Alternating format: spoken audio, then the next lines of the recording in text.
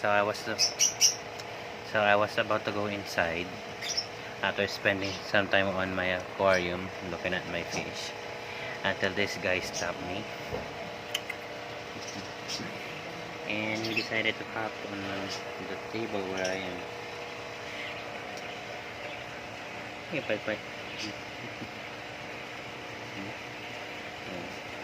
Why don't you show everybody your smile?